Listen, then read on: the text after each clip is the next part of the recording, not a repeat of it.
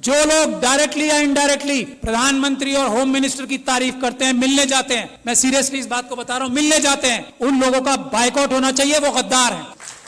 Mushroom खाता 4 लाख के। आप नहीं खाइएगा? अब हम लोग का औकात क्या? मोदी जी फकीर है ना, फकीरों की औकात है, वही तो फकीर है। यानी हम लोग को भी बना दीजिए महाराज, वैसा फकीर तो हम लोग। प्रधानमंत्री है तो नहीं खाएंगे जी, शेर पालिएगा तो महंगा खाना खिलाइएगा। कहिएगा अपने आप को। आप अपना 15 लाख के सूट में देश को गरीब बना दिए। अडानी अंबानी के दोस्त बनाते बनाते उनका झोली भरते भरते ही देश बेकार हो गया।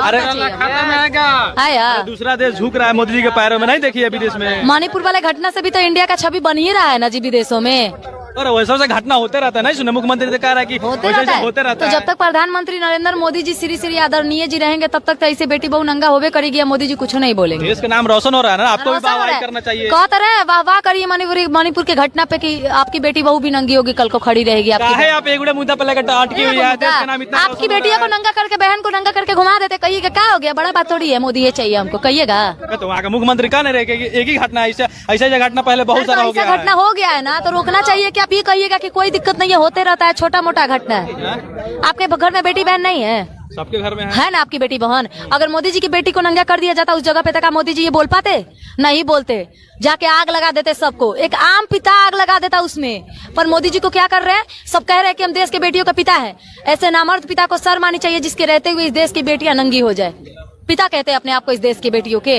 अरे वो तो किसी का इंसान कहलाने लायक नहीं है, वो पिता क्या कहलाएंगे? जो अपनी औरत का ना हो सके, जो किसी वो देश की महिला देश के लिए अपना औरत छोड़े, क्या किया है? देश के लिए औरत छोड़े जी। जिस संविधान को बदलना चाहते हैं ना, वही संविधान का देन है कि आज एक चाय बेचने वाला का बेटा प्रधानमंत्री बन के बैठा हुआ है। ठीक ना?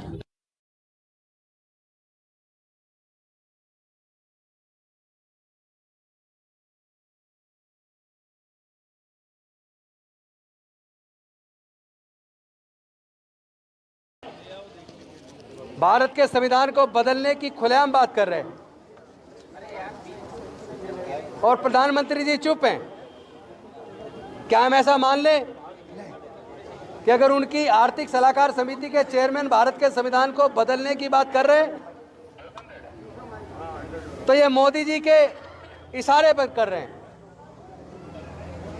जिस संविधान की शपथ लेकर प्रधानमंत्री बने थे, जिस संविधान की शपथ लेकर देश के राष्ट्रपति, देश के सर्वोच्च न्यायालय के मुख्य न्यायाधीश एवं अन्य न्यायाधीश, केंद्रीय मंत्री, राज्यों के मंत्री, मुख्यमंत्री जिस संविधान की शपथ लेते हैं और कहते हैं मैं बिना किसी पक्षपात के, बिना किसी भेदभाव के सबके साथ न्याय की भावना के साथ काम करूंगा और देश के संविधान व देश को अखंड रखने में ईमानदारी से काम करूंगा, आज वही देश के संविधान को बदलने की बात कर रहे हैं तो क्या इसे देश के साथ गद्दारी नहीं कहेंगे? क्या ये देश के साथ गद्दारी नहीं है? क्या ये देशद्रोह नहीं है? मैं पूछना चाहता हूं कि इसके ऊपर अभी तक भी देश के प्रधानमंत्री जी ने बयान क्यों नहीं दिया? अगर ये बात विवेक देबराय जी ने अपनी मर्जी से कही है तो तुरंत उसको सलाहकार समिति के चेयरमैन पद से हटाकर मुकदमा दर्ज करके गिरफ्तार करें और तुरंत उसके बयान का खंडन करें, अन्यथा पूरे देश के लोग ये मानेंगे कि ये बयान विवेक देबराय जी का नहीं है बल्कि देश के प्रधानमंत्री और उनकी मंत्रिमंडल का है। मैं आज आप सबको केवल शपथ दिलवाऊंगा। हम लोग एक शपथ लेकर प्रोग्राम खत्म करेंगे। प्रोग्राम हमारा वहाँ ऑलरेडी बहुत सफलतापूर्वक पूरा हो चुका है। बाकी लोग वहाँ खाना खा रहे हैं, कुछ लोग यहाँ हैं तो उनसे निवेदन है वो यहाँ शपथ लेकर वापस वहीं चलेंगे। 5 सामनाथ मार्ग पर आ रहा है खाना, तो यहीं पे हम ओथ करवा देते हैं। एक छोटी सी ओथ है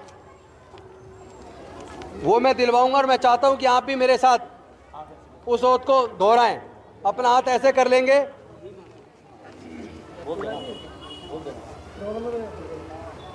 मैं डॉक्टर बाबा साहेब अम्बेडकर को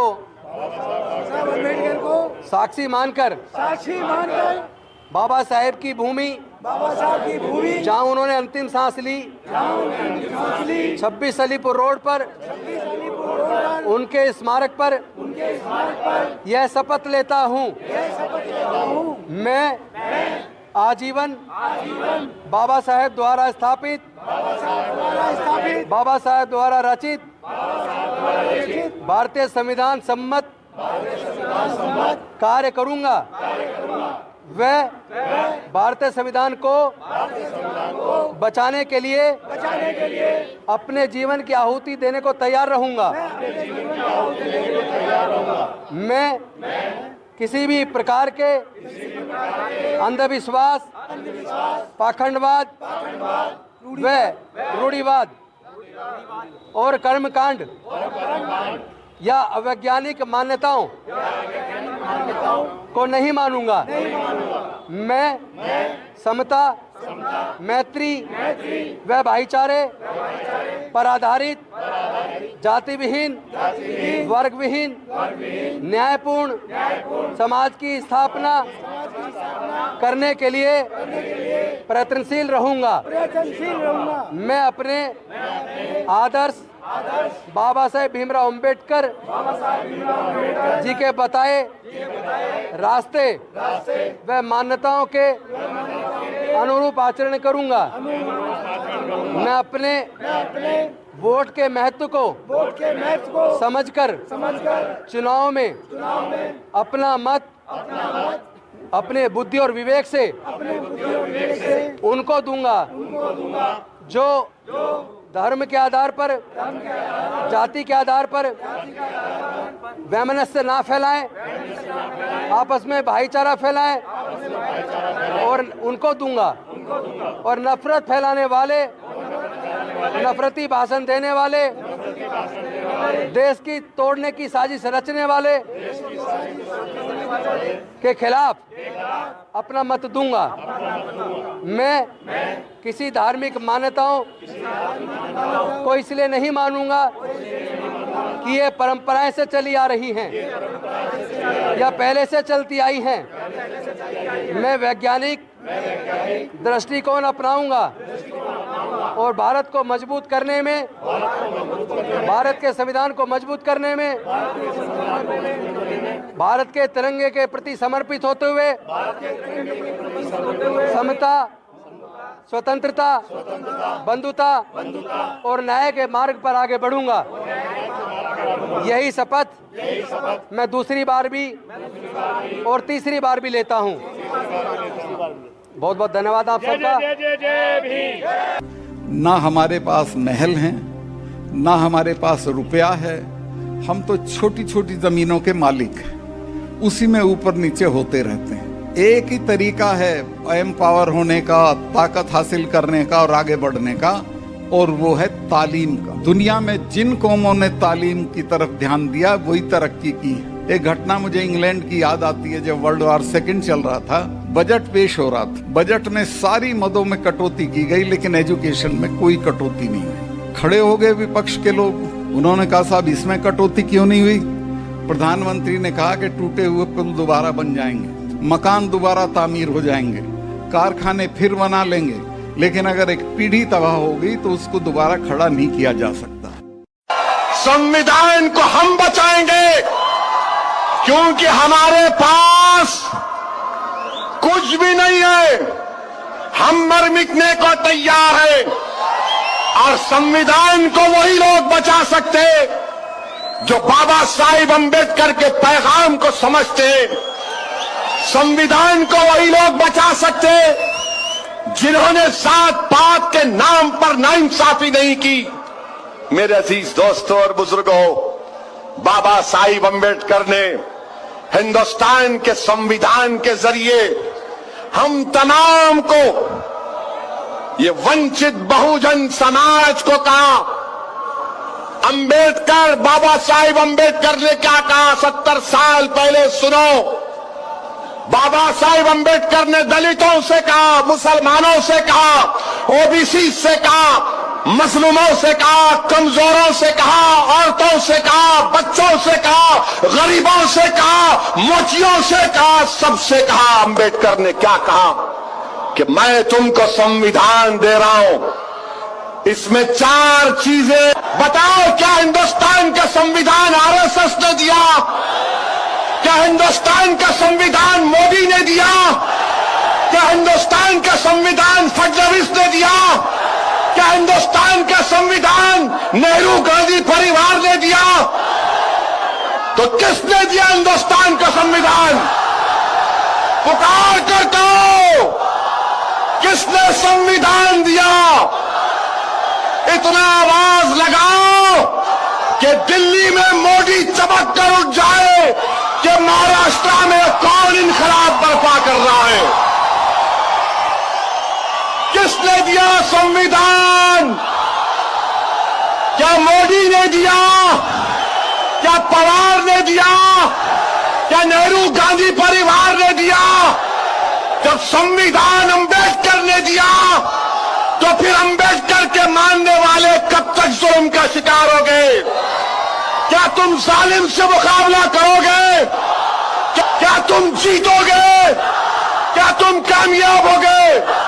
तो फिर तय कर लो, अब महाराष्ट्र में एक इनकलाब बर्पा होगा इंशाअल्लाह ताला। मेरे अजीज दोस्तों और बुजुर्गों, मेरे अजीज दोस्तों और बुजुर्गों, मेरी इज्जतदार मां और बहनों, जब बाबा साहिब ने हिंदुस्तान को संविधान दिया तो बाबा साहिब ने क्या कहा? बाबा साहिब ने कहा इक्वालिटी, इंसाफ। बाबा साहिब अंबेडकर ने कहा अगर कोई शर्मा होगा और महार होगा तो बराबर होगा। बाबा साहिब ने कहा अगर कोई त्रिवेदी होगा और दंगर होगा तो बराबर होगा। बाबा साहिब ने कहा अगर कोई द्विवेदी होगा, नाई होगा तो बराबर होगा। ये बाबा साहिब अंबेडकर ने किया। ये काम वो आरएसएस के लोग जो 90 साल तक चड्डी पहनने के बाद अब पैंट पहन रहे हैं, ये संविधान उन्होंने नहीं दिया। ये संविधान बाबा साहिब अंबेडकर का बना हुआ है। मेरे अजीज दोस्तों और बुजुर्गों, तारीख में नौजवानों, मैं तुमको लेकर जाना चाहता हूं कि जब हिंदुस्तान का संविधान बन रहा था, मेरी इज्जतदार मां और बहनों, कॉन्स्टिट्यूएंट असेंबली में आज ये कांग्रेस पार्टी बाबा साहिब का नाम लेती है, मगर क्या ये हकीकत नहीं है कि कॉन्स्टिट्यूएंट असेंबली में बाबा साहिब को पहली मर्तबा किसने भिजाया? नौजवानों, मैं तुमसे पूछ रहा हूं, कानून साज असेंबली में जब हिंदुस्तान का संविधान बनाने के लिए कॉन्स्टिट्यूएंट असेंबली बनाई गई, किसने भिजाया बाबा साहेब अंबेडकर को? कांग्रेस ने? नेहरू गांधी परिवार ने? किसने भिजाया? फिर मुसलमानों ने भिजाया था बंगाल के, मुसलमानों ने भिजाया था। नौजवानों, तारीख को पढ़ो और याद करो जोगेंद्र नाथ मंडल को। जोगेंद्र नाथ मंडल ने बाबा साहिब अंबेडकर को बंगाल लेकर गए और कहा बाबा साहिब, ये महाराष्ट्र के आलासाद के लोग आपको बर्दाश्त नहीं करते, आप बंगाल चलिए। बंगाल का मुसलमान आपको अपने कंधे पर बिठाने के लिए तैयार है। मैं आज से अर्ज कर रहा था, कॉन्स्टिट्यूएंट असेंबली में बाबा साहिब अंबेडकर गए। बाबा साहिब अंबेडकर ने कॉन्स्टिट्यूशन बनाया और कहा कि सब बराबर है, महार और शर्मा बराबर है, जो दाई है वो बराबर है। कहा इक्वालिटी, राइट टू लाइफ।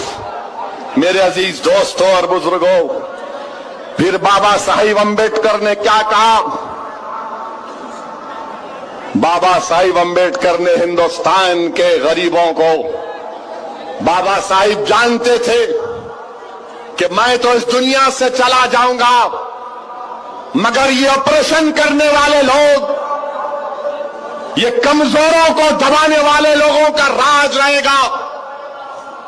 इसीलिए बाबा साहिब अंबेडकर ने कहा कि मैं तुमको फ्रीडम ऑफ कॉन्शियस देता हूं, फ्रीडम ऑफ रिलीजन देता हूं, मजहबी आजादी की इजाजत देता हूं। और हिंदुस्तान का संविधान हम तमाम को इस बात की इजाजत देता है कि हम अपने पसंद के मजहब पर चले। मजहब समझ में नहीं आया तो मजहब को छोड़ दें। ये काम बाबा साहिब अंबेडकर ने किया।